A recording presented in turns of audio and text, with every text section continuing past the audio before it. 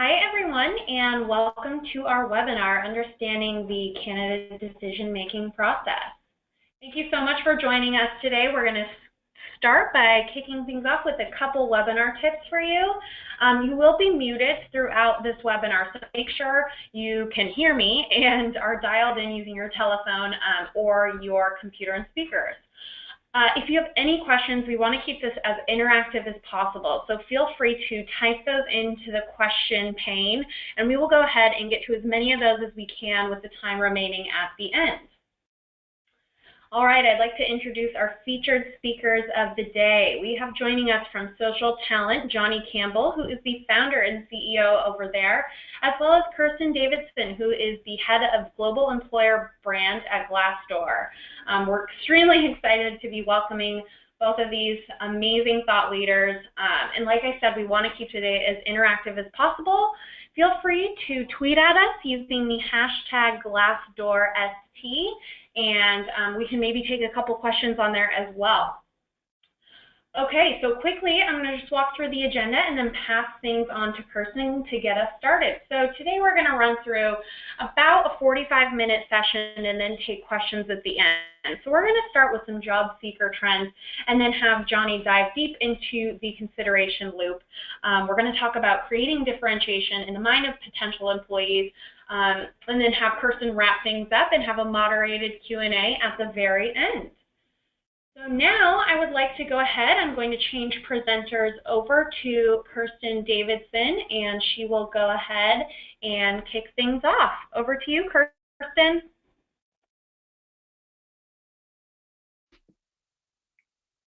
All right, can everyone hear me?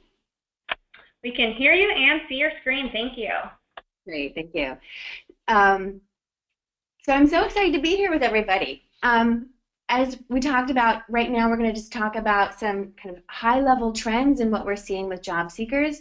So the thing today is that finding the perfect job is a full-time job. What we find on Glassdoor is that 89% of our users are either actively looking for jobs or would consider better opportunities, and over 50% of those are actually currently employed, which means the second you get a job, you're already thinking about your next one. So what does that mean for folks who are managing their employer brands? It means that that's a full-time job too. 69% of people of active job seekers are likely to apply if they see their employer actively managing their brand. 69% would not take a job with a company that they think has a bad reputation. And 62% of people say that their perception of a company improves after seeing an employer respond. That means on reviews, that means in social media. It's a full-time job, as any of us know, and it's just a cyclical thing, right? It goes around and around. And the reason for that is that today, transparency has totally changed the game for job seekers. We saw that with Expedia when it really gave the green screen that the folks in the travel agencies would use to do all of your travel over to the person, and now you can search for anything you want anywhere in the world. Zillow, that's I think mostly in the US, but where you can find real estate, check out your neighbor's home prices, and really do a lot of the research yourself. And Glassdoor, in a similar way, has opened the same thing up for job seekers worldwide. You can check other companies, other kinds of roles, see what the world is like, and then make your own decisions. And so what we're really seeing is that finding a job today is a shoppable experience. People are able to go through the entire marketing funnel to make their decisions. They're able to see competitors and what they're doing. They can take a look inside your company, which means they come to you incredibly well-informed. That's a good thing. Even when on Glassdoor, let's say, you don't have all positive reviews, that's okay, because people want the full story. They want to be able to make up their own decisions about the company.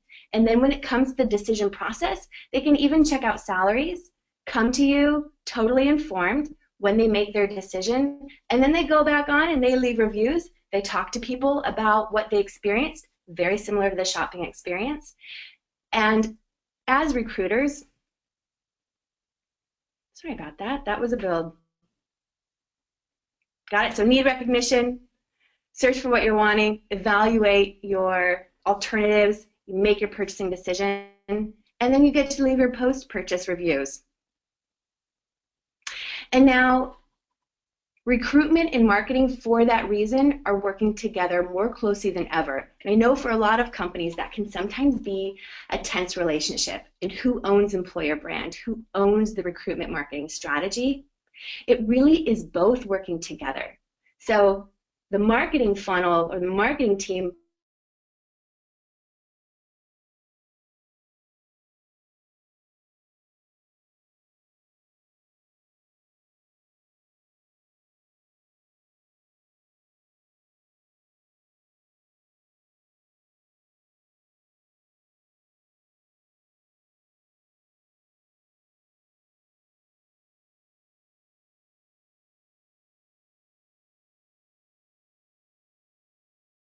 one who has all the muscle around getting the right people actually in the door. That relationship is more important than ever. I actually talk to a lot of CMOs and I say to them, if you're not engaged with your employer brand and what's happening on the employee side, you're missing the point, because more and more, when we think about transparency, the employee voice has a huge impact on brand. And that means that recruiters need to think more like marketers, and marketers need to more and more understand the value and the metrics around hiring. And as a result, when we see recruiting teams and marketing teams working well together, there's a couple trends that we see. The first is design for fit. The organizations need to ensure that they're designing for fit, not just hiring for fit. And I think this is an important decision. When people hire for fit, it tends to be a very cultural kind of fit. You want someone who kind of looks like you, feels like you, talks like you.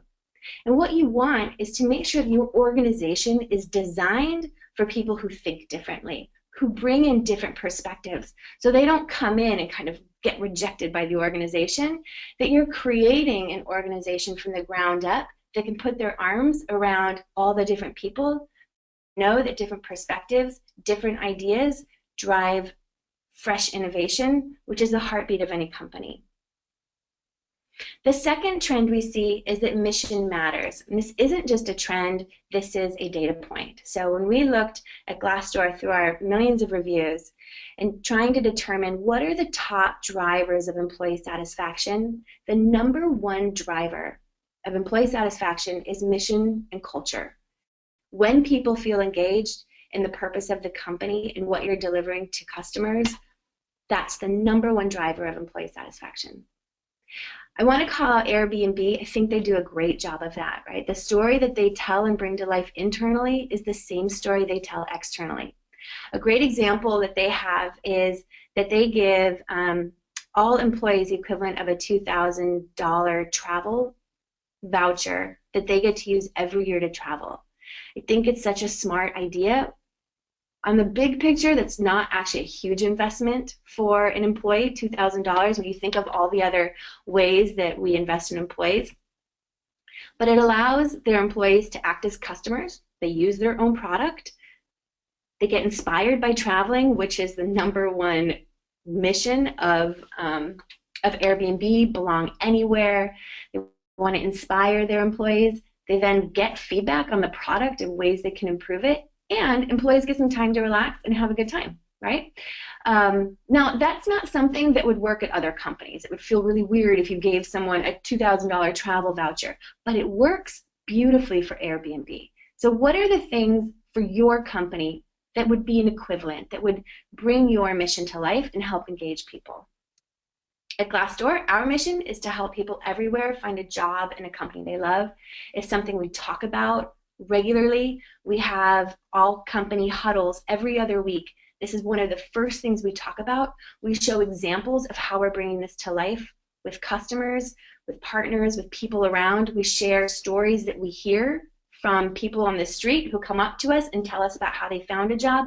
We make sure we keep this alive internally in a very rich way. And the third trend that I think is really important is to remember that just like in marketing, consumers, I say our queen, or king, is that our job seekers are also the ones who are driving the decisions. And when we think about positioning the company, I think a lot of times people get really caught up in telling the story that makes them seem most attractive and all the reasons you want to work for us. But it's really important to remember to focus that story externally and deliver that message in terms of how the person would benefit, right?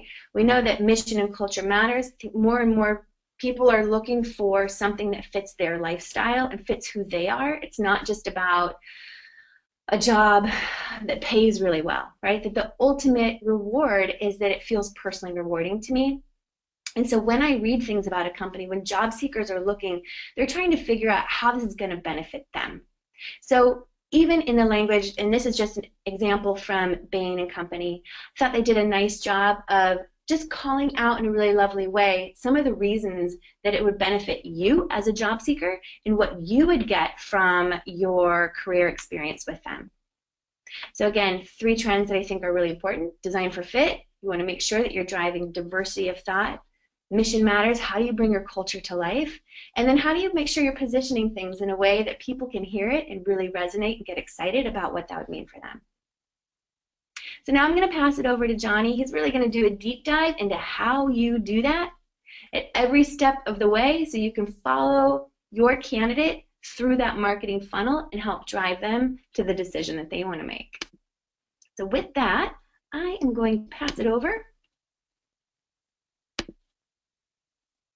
Mr. Awesome. John. Thank you very much, Kirsten. You can hear me loud and clear, can you? I sure can. Well, thank you. I'm glad you ended on a slide there that showed the consumer and some of the language we're using around shopping a category, etc. Category is really important. I think too often in recruiting, we think that we're inventing marketing all from scratch, and that's not quite true. Marketing is marketing, whether you're marketing an employer or marketing a product. And you got to pull back and start realizing what are our objectives around employer branding. There's a lot of definitions out there. I like this around the goal of employer branding.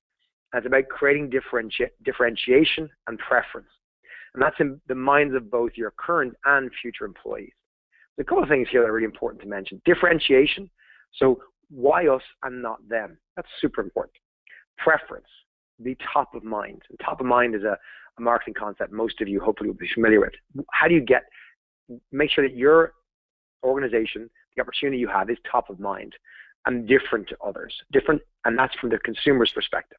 But also, not just your future employees. It's super important that you are branding to your current employees because, as Kirsten mentioned, we live in a very transparent world where people can shop a category and are informed not just by potential future staff, but your current staff are informing that really, really well. So I'm going to pull back and taking that marketing concept, I want to just share some research and a paper that McKinsey and Company published last year around general marketing principles. And they referred back to what you see here, which is in marketing terms, what's called a very traditional marketing funnel. And it's a straight line that talks about how we drive awareness. So I know of the company, familiarity, I remember the company, consideration, I'm considering them, choosing them. Purchase, in our obviously world, purchase would be they choose to join, but it could be they apply the several stages of purchase and recruiting, you could argue. And loyalty would be they stay with us and they tell others that they should go for that job, or they don't necessarily accept a job with us, but perhaps they advocate for us to others. And the challenge in this, and McKinsey's put forward this as one of the core problems with this model, is that it's linear. And linear doesn't work in the modern world, right? We don't make decisions in a linear process. And they instead proposed what's called the consideration loop. And this is a constant loop around how people make decisions about purchases. And again, I'm going to use purchase several more times, but I want you to think about apply or start a job. And they start with, of course, they recognize that people have what's called an initial consideration set going into this. So there are companies that I think are cool. There are companies that in my sector and from my job, I think I'd like to work for. Everyone has these. The initial consideration set always exists. But when somebody goes, well, so there's a trigger, I want to move jobs, I don't like my job, whatever it might be. Well, then they're going to go back and actively evaluate their options. And it's going to, of course, be informed by the companies they already have in their mind. But they're going to go out and gather information. All right, this is the kind of, what else is out there, what's happening? And also they're going to go back and make sure that what they have in their head is accurate. Are these good companies? And they're going to add or subtract brands as they evaluate that. And that's going to ultimately lead them to purchase, which could be they apply for a job. It could be also they start in your organization. And their post-purchase experience, post-purchase of them sending in a CV is the whole assessment and interview process. Post-purchase of them starting is their onboarding, their experience in the organization. That's going to then inform their behavior after that. Do they like you? Do they not like you? Will they advocate for you? All this other stuff, right? And if I take that into, bring it down into some detail level, their report, the bigger report, I encourage you to read it and we'll share it, is that it's really important that people are aware of you. But if you can get into your target audience initial consideration set, so if they can be aware of you as a good employer, just aware of you before they go looking for a job, it's 3 times more likely that they will apply to you or come work for you, based on you trying to get their attention after they go look for a job. So there's a huge value in just having that ongoing employer brand awareness. But all is not lost, right? Unlike the kind of traditional model where you just have to be there in their mind before they even start looking, the amount of brands that they'll consider is constantly being evaluated. And this active evaluation means that you can actually come in later and come in as a new entrant into their consideration. But also, if you're in the initial consideration, you could drop out. So it poses both an opportunity for anyone, especially smaller companies who maybe don't have that brand or more niche brands, but it also poses a risk to companies that have a traditionally strong employer brand that could weaken as a candidate shops you. And other brands are going to interrupt that decision-making process. So people are going to exit and enter into the consumer or job seekers' decision-making criteria. One of the big points, though, of this model that McKinsey proposed, and they did a lot of research on this, and this data, tells a story in itself that actually feels quite natural and true, but isn't necessarily the language that we all use. They broke out that, okay, there's 4 categories of ways you can market as such, or top-level things. They're like what they call in the consumer world store, agent, dealer interactions, consumer-driven marketing, past experience, and company-driven marketing. And I'm going to give you some hiring language, right? We're going to call store, agent, dealer interactions your career site. So that's coming into your shop, right? Your career site is your shop. Consumer-driven marketing, that's your online quantification of your reputation. So it's what other people say about you when they research you. So that's your Glassdoor rating, for example. Your past experience with that would be, have I ever applied for a job with you in the past or worked for you? Or even someone I know in my family maybe worked for you. And then the bottom bit, the company-driven marketing, that's where, unfortunately, you see most of the effort, if not all the effort, for organizations in their employer branding, is all the stuff you push to the market. And what they're saying is that the usefulness of each of these things changes as the consumer, the job seeker, moves through different stages of the decision-making process.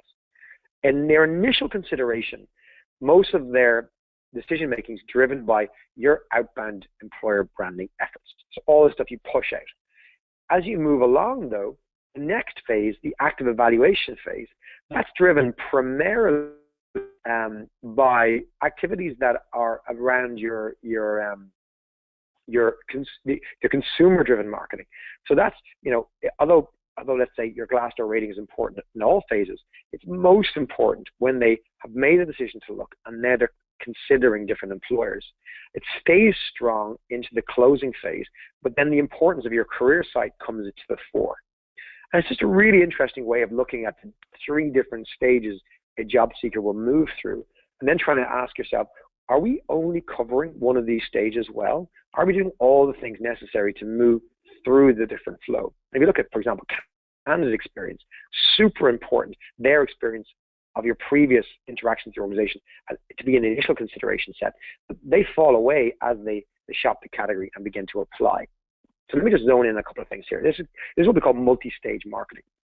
So when a candidate is first considering moving jobs, and they have this idea of who's a good employer, that's all about your direct marketing efforts. That's the most important factor to be top of mind. Your on-campus activity, if you're doing campus recruitment, your branding, your ads online, all that stuff you push out. That is super important in that phase. When the person has said, I'm looking now, then it's about stuff they find online that you didn't create, you didn't put out there. All right, so that's quantification of your reputation through sites like Glassdoor, reviews, comments, discussions about you, boards and threads, what everyone else is saying about you. That becomes the most important thing. And then when they're ready to go ahead and apply for a job or go for a job, it's going to be all about your career site, or largely about your career site and the interaction with that information you push out. Your interview tips, your FAQs, all that stuff. And I'll give you some further examples. But it gives us context to say we need to do different things at different phases. So let me talk about that first, initial consideration phase. So your career site is going to be part of that outbound process. What does it look like? What information? It's going to become important again in the closure phase. But how well is this designed for the candidate? Most career sites I come across are unfortunately designed for the company. They suit your ATS or CRM tool. They suit your process. Well, we need them to do this, and we'd like them to fill out this form. Consumer-driven marketing doesn't care about you, right? It cares about the consumer, and it builds for the consumer first. There are some really smart websites out there around careers, some with big budgets, like Google, obviously, who are very candidate-focused. What information can we surface that helps you, don't mind us, that helps you understand more about us, share stories of people like you who work in our organization, what we're doing, and then gives you the ability to interact with that career site based on who you are. The dedicated site for graduates is different for graduates, different for professionals, different for different lines of business. If diversity is important to you, well, come into our career portal via the diversity angle, because we have different content we want to serve to you. Intel have a similar but different approach, where again they're looking at functions, saying, come into our career portal based on who you are. Pick the closest function that suits you, and then we'll tell our story via that description. Or, learn more about the discrete things across our business, where we are, our benefits, our hiring process, all that kind of stuff. So once you've kind of mastered that, your kind of more outbound efforts, third-party sites are super important, right? These, the initial consideration, still at phase one, people will go to markets of jobs, right? Places where they find everyone's jobs, and they'll be influenced by that. So all of us can have a free Glassdoor page. That's great. But how does that stand out against people who put actual effort into a premium page? That's going to make a big difference. Can I find your jobs there? And you want to get a better experience that's multimedia driven versus the vanilla blank basic profile. These things really matter in terms of trying to stand out, and back to that differentiation piece to drive top of mind. So anywhere where they may find jobs in general, you need to be there, and you need to be putting your best foot forward. That's part of that as well.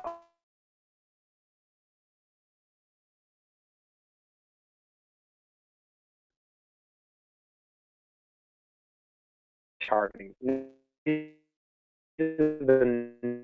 non-jobs hiring. And again, this is interruptive.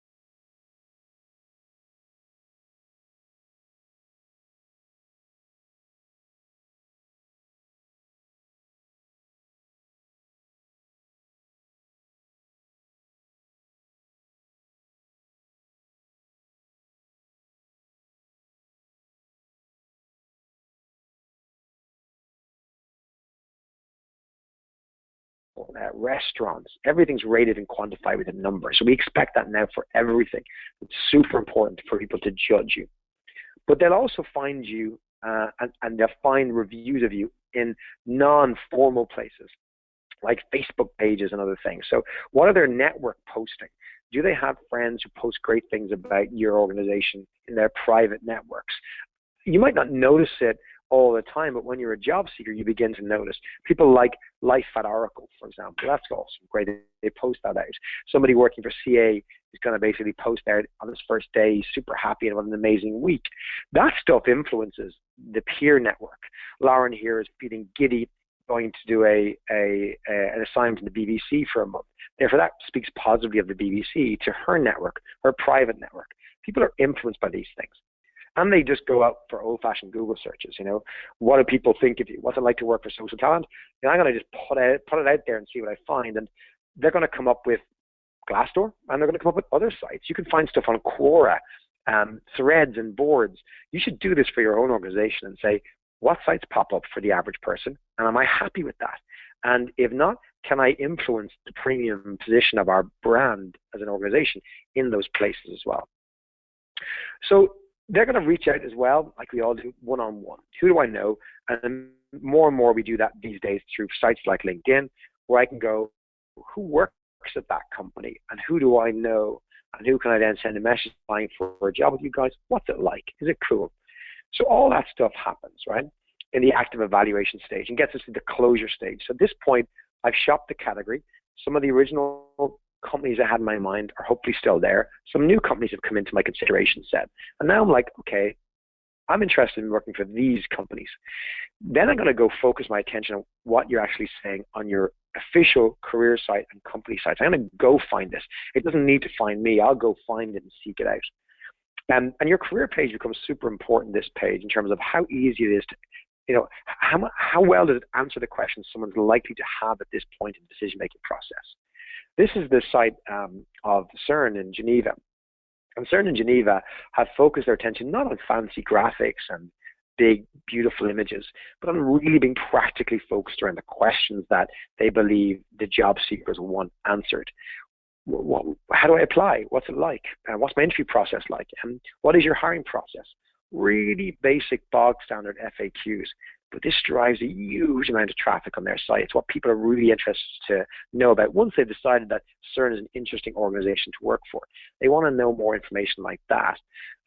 They're going to go online and check out your Facebook account, your Twitter account, your Instagram. They're going to try and talk to you. They'll tweet you, you know, and they may not tweet or post to your career site because they'll find your company somewhere and ask a question. Do you have processes in place that allow the social media team managing your company account to redirect employment queries? You know, I put an application through. How long does it take? You know, I've applied for an interview on slots. There's a big difference between organizations that show that they're interacting with job seekers really quick, giving them loads of feedback. Even if I go on to ask a question, if I see that most people don't get a reply, you know, that makes me suspicious of the organization. If I see that they're really quick, they're on the ball, they're coming back with great replies, they're friendly, they're cheeky, they're fun, or they're professional, whatever it is you're looking to try and promote, that again drives my decision-making process. And then just the experience. The experience. You know, if I want to buy, I'm interested, I've got all the answers. Is it easy? You know, Amazon has a one-click process for purchasing. Everyone in the industry talks about it in terms of web shopping. You go into, I was buying a pair of Adidas trainers. I like to buy my Adidas trainers. It's probably the only factual items I own, right? Apart from green T-shirts, which I wear all the time. I went into my local store near my house, and I've got 3 kids. 2 of them are 1.5, twin boys, and they went. I was kind of just passing, and I wanted to buy a pair of sneakers. And I went in, saw something, and then the boy started crying. And I'm like, oh, I need to get out of here. And a customer service assistant came over to me and said, you're interested? I said, yeah, size 12, but, you know, the guys are crying. She goes, don't worry, you sit down, I'll have them out to you in 2 seconds. Are you paying by card? I said, yeah. And she whipped out a little terminal from her pocket, and she basically did the whole transaction payment by my side. I didn't have to go near the cashier desk, and I was all done and dusted, and I paid, but it was in about 30 seconds, and 30 seconds later, I had a bag in my hand, and I walked out. It was really easy. I wouldn't have purchased. Even though I was interested, I shopped the category, found the product, I would have walked out if the UX experience of purchasing wasn't as beautiful as it was. What is your UX like? You know, you find that it's not just about your job site, it's also about your process, right? Because we've put too much attention into the technology and not enough into the process. You know, if you're not right for the job, 91% of employers won't ever tell you. If you are initially selected and get into the process, but then later rejected. 77% of people won't tell you that you're rejected later on. Again, this drives bad mouth, bad will that is spread around the informal network that drives people's decision-making process at stage 2. Really important stuff to know. So all of this is about kind of understanding people in the decision-making process to apply, but obviously you've got the post-purchase experience. So what is that candidate experience of your application process, of your interview and assessment? Were you professional? Did you come back? Did you meet expectations? So there's a whole bunch of post-purchase experience from your process, even if they never go to work for you. And of course, there's a post-purchase experience from people who do get hired by your organization. What's the onboarding process? Was the job as described? Did I enjoy my time there? And these are your advocates. We focus too much on referrals from our current employees and not enough from people who've applied for you, but then for whatever reason didn't take a job or weren't selected. I'm going to give you an example of a fantastic post-purchase experience that Sonos deliver in Europe. Some of you guys know Sonos. Sonos are the wireless speakers that you can kind of broadcast music anywhere in your house or home or office. We've got a bunch of them here in the office. A great experience, and they're fantastic, they're quite expensive. If you go for an interview at Sonos, first of all, they bring you on the way to your interview room into a sound room where they play your favorite song really loud on Sonos speakers. You think it's great. And then you go in and you have your interview. If you get rejected, they give you a 50% off voucher for any Sonos equipment. 50% off is a lot of money. You've just been rejected until we're not hiring you. What do? They say, have a half-price piece of beautiful stereo equipment. You go, that's awesome. They take your rejection opportunity, where you could feel bad about them, into an opportunity to create a consumer customer who has loyalty and will hopefully not only recommend their product, but recommend them as an employer because the experience was great. So how are you driving post-purchase experience to try and increase that loyalty loop? What's someone who's gone for an interview at Sonos before going to say to a friend who says, I'm looking for a job in the Netherlands as a customer services person? They're going to say, hey, I went for an interview a couple of years ago in Sonos. Really cool place to work. Why aren't you working where I can get the job, but you should apply? That's going to change their initial consideration set. They're going to come in as a new entrant to somebody who wasn't thinking of them as an employer, and they're going to go through that loyalty loop and that whole purchase experience loop that McKinsey's described. That's how it actually works in the real world, all right? These are the things that matter to potential candidates. So, what are people saying after they've gone through your process, after they basically interviewed with you? Is it a negative thing, or is it, I really like that? What are people talking about? What are their reviews of you? It's not just your staff, but they are super important. Back to the initial definition of employer brand. It is about creating differentiation and preference in the mind of both future employees and your current employees. What are they saying about you? What are people in your process saying about you as well? What do people think about you as they come towards them? What you want is people voluntarily sharing fantastic stuff about getting a job with you. Nothing's more powerful than somebody who didn't have to independently puts out in their private social network that you guys are awesome. That's absolute gold from a branding point of view. It's a brilliant measurement of you are doing things right. So I want to try and pass this back to Kirsten. As Kirsten said, we're going to take a bunch of questions in our last few minutes for the rest of this. But I know there's a couple of things that Kirsten you wanted to try and just close us off with. So I'm going to pass the deck over to you to take us through those last few slides, and then we'll all both be back on for any questions after that. Thanks, Kirsten.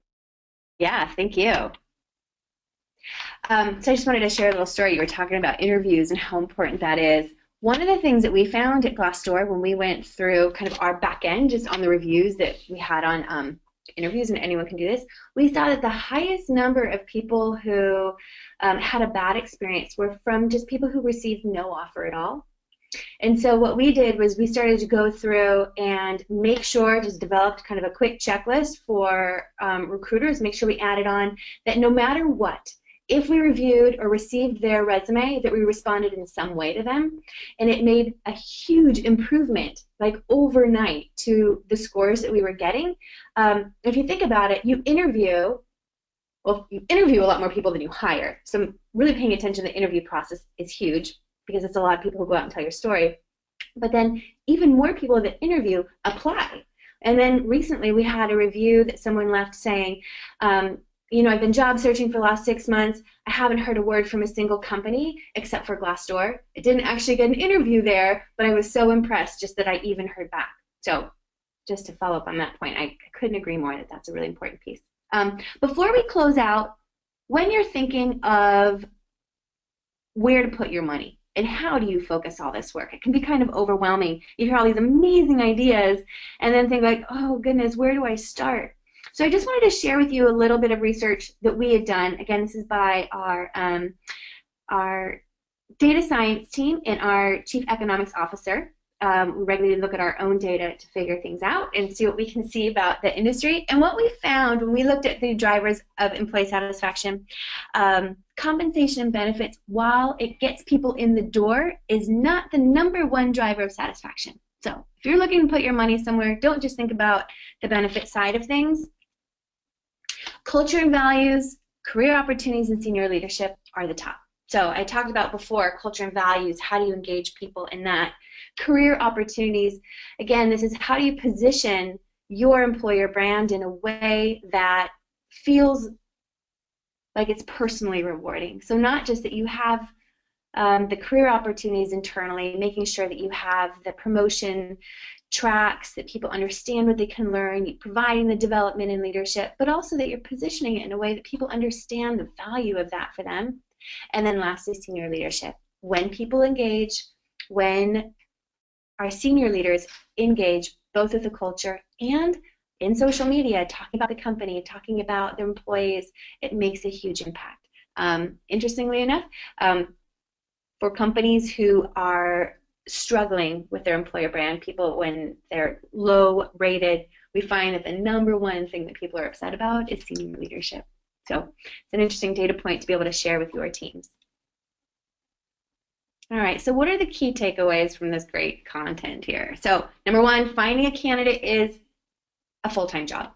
They're looking full-time for jobs. We're working full-time to pull the right people in to help sustain that pipeline.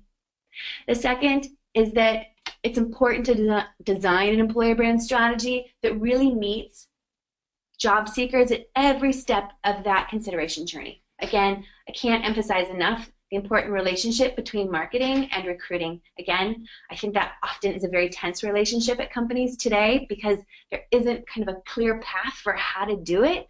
But the more that you can work together and leverage each other's strengths, the more able you are to execute on some of the great strategies that Johnny was sharing. And lastly, and most importantly, in this transparent world that we live in, make sure you're telling an authentic story. The degree to which what your employees say matches what you say is the key to success. You're not looking to do everything that everyone else is doing. You're looking to do what's right for your company because you're looking not for every candidate. You're not trying to appeal to anyone. You're trying to find the right buyer for what you are selling. So with that, I want to open it up to questions. Shay, I'm sure that some have come through on the line. Maybe we can just start with some of them. Yes, definitely. And I encourage anybody out there that still has a question, feel free to go ahead and type that in. There were a few questions about receiving the material and the recording afterwards. Absolutely, we will follow up with you on those. Okay, to kick things off, this is a great question. This question is for you, Johnny. As a CEO and founder, how can a recruiting/HR team get executive buy-in to start investing in some of these employer branding and recruiting solutions? How can they get execs like yourself on board?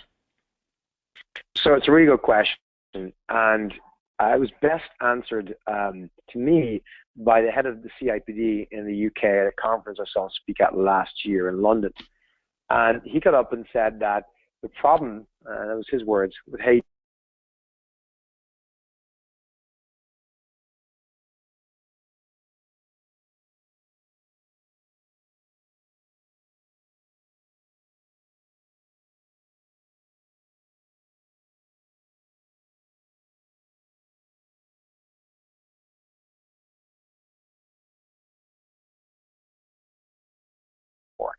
because that convinces me that we should, telling me you want to run For example, you want to basically do a campaign of Facebook ads, and you want to spend £10,000 on your budget.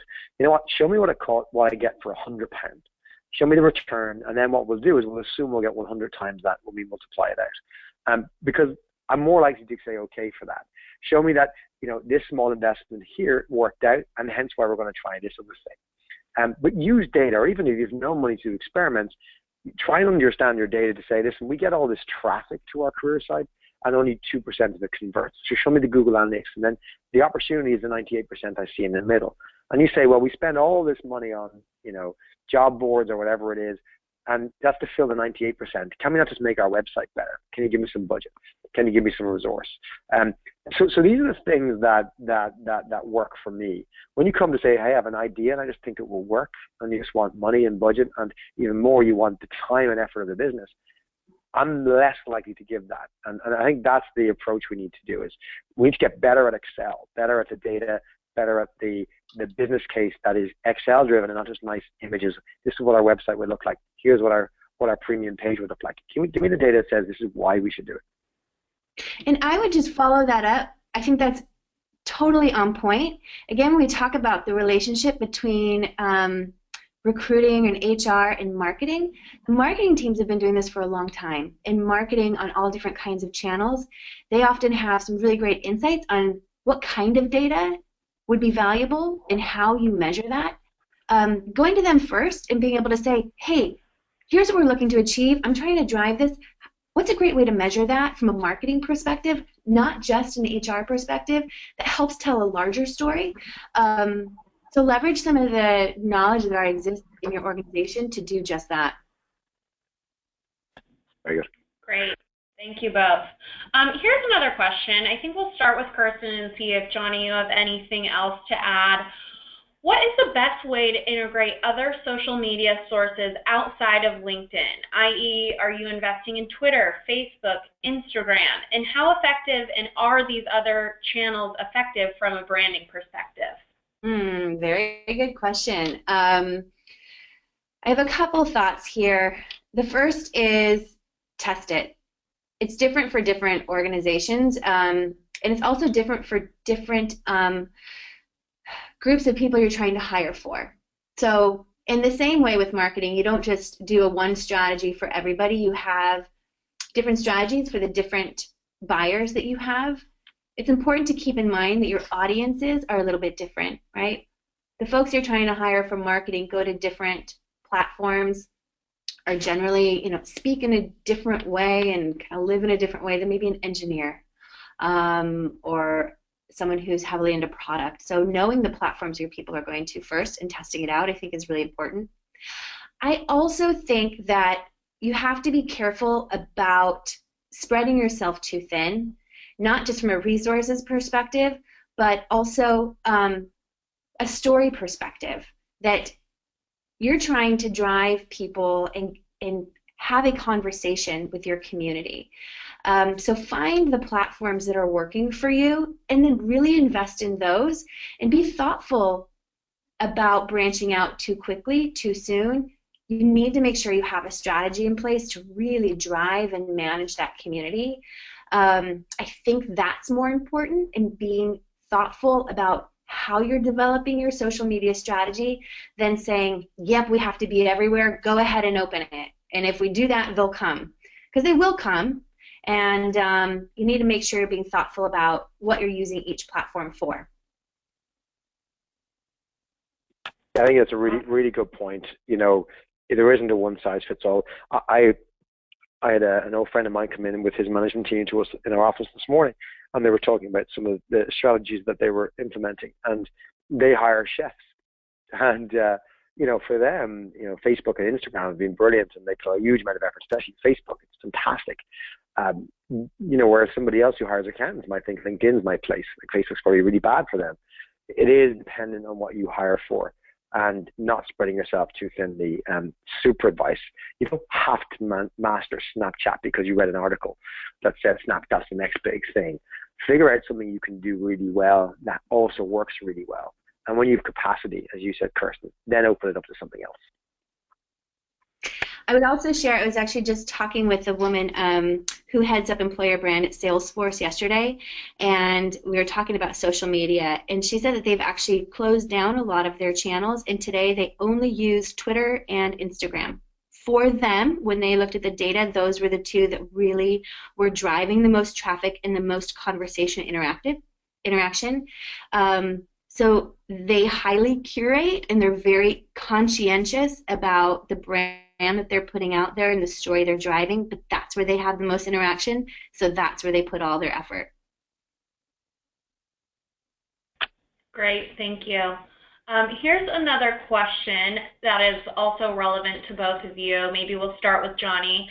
What's your opinion on candidate interview feedback? What's the most effective way of doing this? I like the idea, the example you gave of Sonos, giving them something back, but for a company our size, it's not very practical. What do you recommend?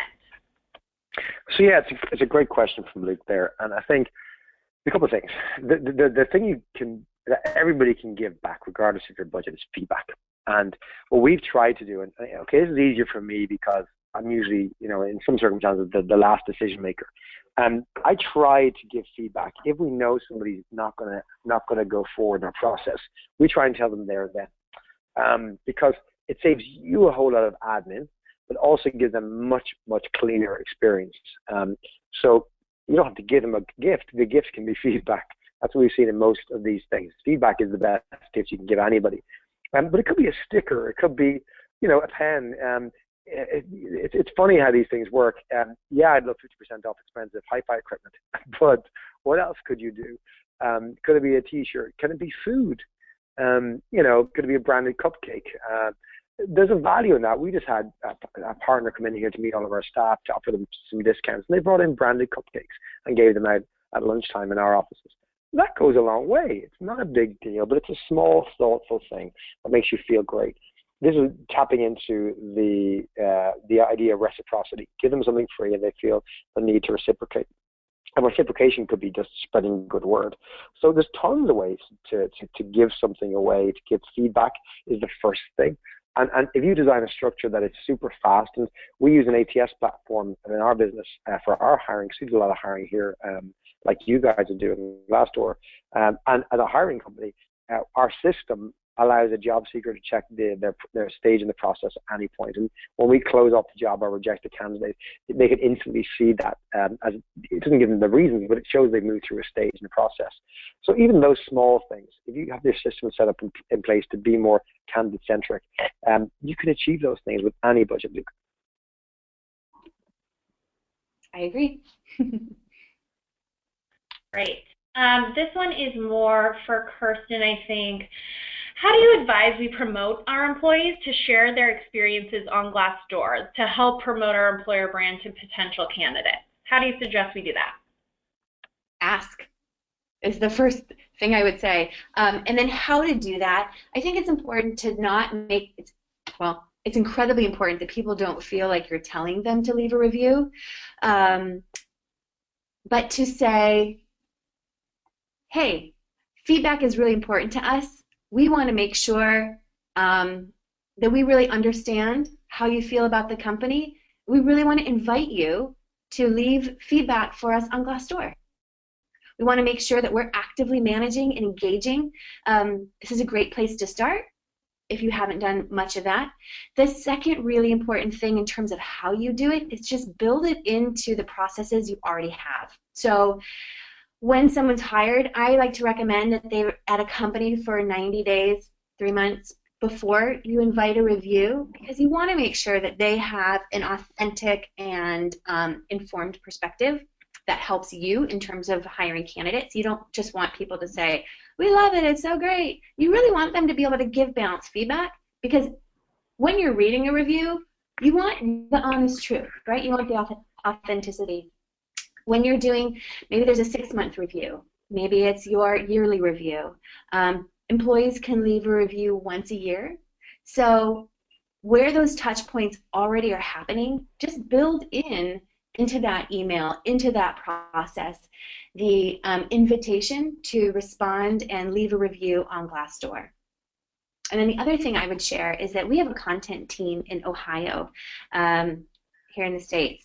And Glassdoor, we have a pretty sophisticated algorithm where we look at the reviews that come in, and anything that falls outside of our guidelines gets kicked out. When it gets kicked out, it goes to a content team, people who actually read all the reviews that come in to say whether or not they meet our guidelines. We're very thoughtful about, and we're very committed to the authenticity of the stuff that comes in, making sure that it's not fraudulent, it's not someone trying to game the system, anything like that. Anyway, I was sitting next to one of the guys who's been working here for 4 years, and every day this is what he does to make sure that he's kind of protecting the authenticity of the content that's on the site. And I said to him, of all your experience and all the stuff that you have looked at over the years, are there any trends that you see? Are there any, anecdotes that you would point to and learnings that you have? And he kind of thought, and he said, I guess the only one is that when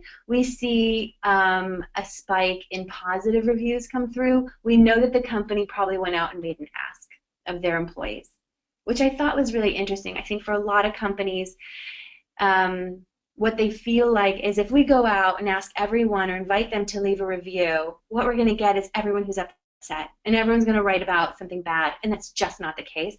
The data shows us again and again that when companies invite employees to leave a review, it is balanced, it is accurate to what they see in other types of reviews or surveys that they do. So don't be afraid to ask. Do ask. Do it as an invitation, and build it into your processes. Great. I think we're going to take maybe one or two more and wrap up. Okay, so this is for both of you. Maybe Kirsten, you can start, and Johnny, you can wrap up. Kirsten, is the role of the head of employer branding a new role / department at Glassdoor? We are looking at opening up that role, but don't know what department they would sit in. Following up to that, for Johnny at Social Talent, who is actively in charge of managing your employer brand? Great question. So yes, it's a fairly new function for us. I joined in January, and I'm building out a function. I sit functionally on the marketing team, so I report ultimately into the CMO, our Chief Marketing Officer. However, I partner very, very closely with HR. There's other organizations I've worked at where I sat more in HR. I think today it really can sit in either places. However, there needs to be a very tight alignment and partnership between marketing and HR. So when you're doing it, I think it's very important to have agreement even before you hire somebody, and some conversations with marketing and with HR to have an open discussion about this. Here's where we're thinking of putting it. How does this feel to you? How will we ensure that this role is set up to succeed? What will this person be responsible for, and how do they report back into marketing? How do they report back into HR? That's the first discussion I would have, and then I would do what's right for your organization today. That might shift. You might start the person in HR, and that might start to move over to marketing. But I think just having a very, very clear discussion with both departments before you even open the position is very key.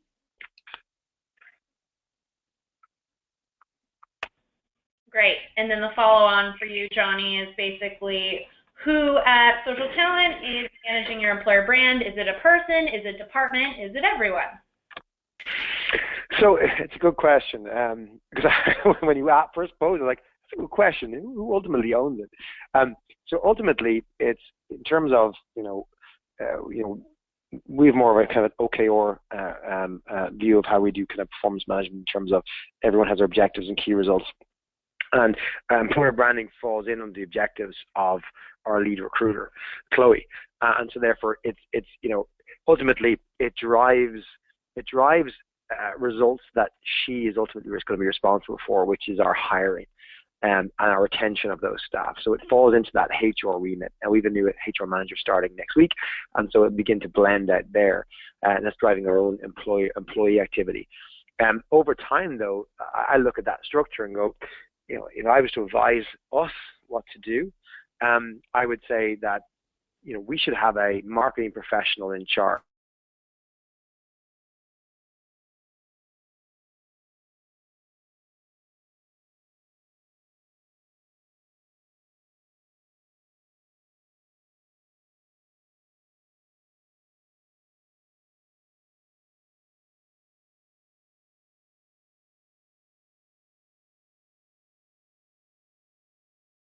and HR for sure. But if you don't have the base principles of what good marketing looks like, you're going to really struggle. And a lot of companies take a person and say, go do some marketing because you're good at design, or you have an insight, or you've gone on a few courses. Marketing is a profession. It's so different to how the average layperson talks about. And Kirsten mentioned KPIs and metrics around more digital marketing. You really want somebody who's in charge of employer branding to have that in their briefcase of knowledge and tools, and then apply it to the recruiting world. Somebody who gets recruiting is really important, but there's so much to learn on the marketing side. I think they'll find it more of a struggle. So yeah, in social talent, we currently sit on the recruiting side, but we're what, 65-person organization, so it's only growing out, and we'll formalize that as we grow. Somebody needs to be responsible for it, but I think if I was to pick a professional background, I'd err on the marketing expertise and add the recruitment knowledge. What do you think?